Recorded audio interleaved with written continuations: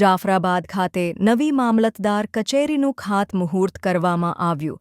રાજુલા પ્રાંત અધિકારી અને ધારાસભ્યના વરદ હસ્તે ખાતમુહૂર્ત કરાયું. મુખ્યમંત્રી ભૂપેન્દ્રભાઈ પટેલના હસ્તે મંજૂરી મળી હતી. જાફરાબાદમાં નવી મામલતદાર ઓફિસનું ખાતમુહૂર્ત થતા કામગીરીનો શુભારંભ થયો.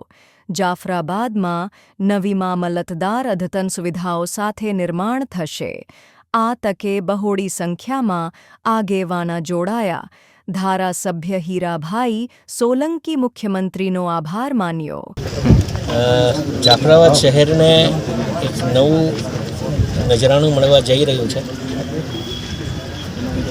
મામલતદાર કચેરીનું આજે ખાતમુહૂર્ત કર્યું છે. ઘણા વર્ષોથી અમારે આ મામલતદાર કચેરી નાની હોવાના કારણે ઘણા બધા અરજદારોને આ વિસ્તારના લોકોની ઘણી બધી માંગણીઓ હતી અને આ માંગણીને ધ્યાને લઈ અમારા વધુ મુખ્યમંત્રી શ્રી ભૂપેન્દ્રભાઈ પટેલ સાહેબના સાનિધ્યમાં અમારી આ મંજૂરી મળી.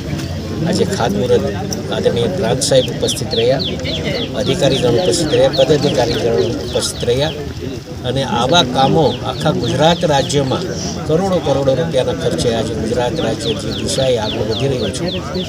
તો એટલા માટે અવશ્ય કહીશ કે આ દેશમાં સૌથી પ્રગતિશીલ કોઈ રાજ્ય હોય તો એ ગુજરાત રાજ્ય છે. એનો જશ યશસ્વી વડાપ્રધાન નરેન્દ્રભાઈ મોદીજીને આખી પાર્ટીને જઈ રહ્યો છે, ત્યારે એમનો અમે ખૂબ આભાર માનીએ છીએ. આભાર.